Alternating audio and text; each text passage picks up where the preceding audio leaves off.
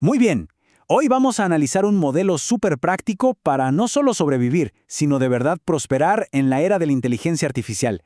Y ojo, esto no es teoría de un libro, es la historia real de un profesional, uno como cualquiera, que tomó unas decisiones increíblemente inteligentes y que sin saberlo, creó un camino que todos podemos seguir.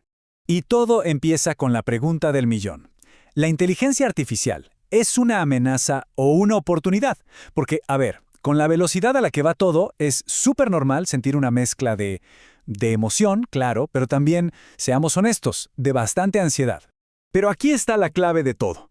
El resultado final no lo va a decidir la tecnología. Para nada. Lo van a decidir las respuestas que demos, las decisiones que tomemos justo ahora. El poder al final está en nuestras manos. Veamos cómo funciona esto en la vida real. Ok, esta es la ruta. Vamos a empezar con el profesional estancado. Luego veremos su primer movimiento deliberado, cómo empezó a conectar mundos, su estrategia de crecimiento lateral y finalmente el patrón del superempleado. ¿Listos? ¡Empecemos! Conozcamos al protagonista de nuestra historia. Es un analista de datos, sí, pero podría ser cualquier persona en cualquier industria. De verdad, el título no importa. Lo que importa es el patrón que vamos a ver. A ver, este es el punto de partida. Un profesional bueno, competente, llevaba 6 años en su empresa, conocía los números del negocio al dedillo, hacía bien su trabajo, pero sentía que estaba estancado, que su puesto no era realmente indispensable, o sea, sabía que era reemplazable. Un sentimiento que, por cierto, es súper común. Y de repente, ¡pum!, la empresa implementa herramientas de inteligencia artificial. Y estas herramientas, claro, empiezan a automatizar justo el corazón de su trabajo, la generación de reportes y análisis. Su reacción fue la que tendríamos casi todos, ¿no? Por un lado, un alivio, porque de repente tenía menos carga de trabajo, pero por el otro, una ansiedad brutal. La pregunta era, ¿y ahora qué va a pasar con mi puesto? Son dos reacciones lógicas, pero ninguna te ayuda a crear una estrategia. Lo que hizo él después, eso sí que marcó la diferencia. Y aquí es donde la historia da un giro total.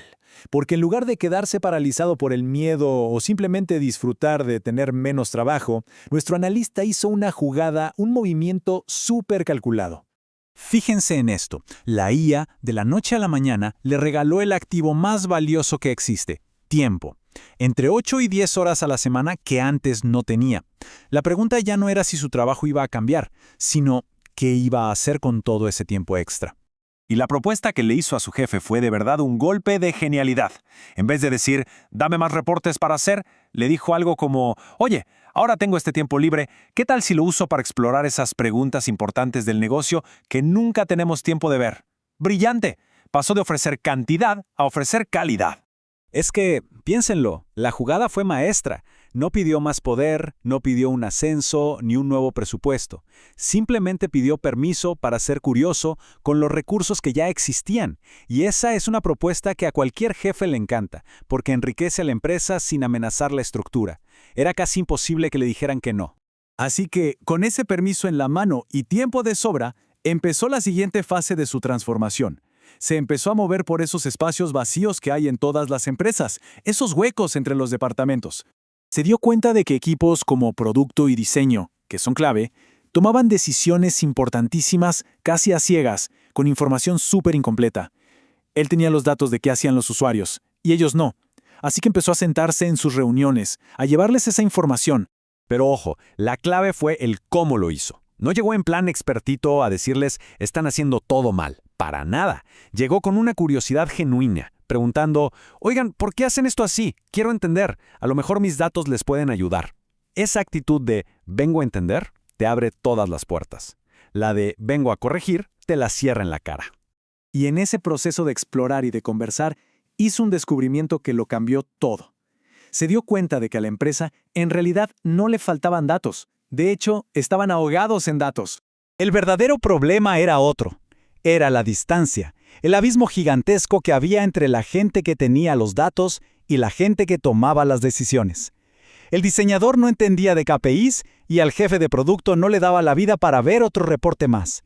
Hablaban idiomas distintos. Y así, sin un título nuevo ni un nombramiento oficial, él se convirtió en el puente.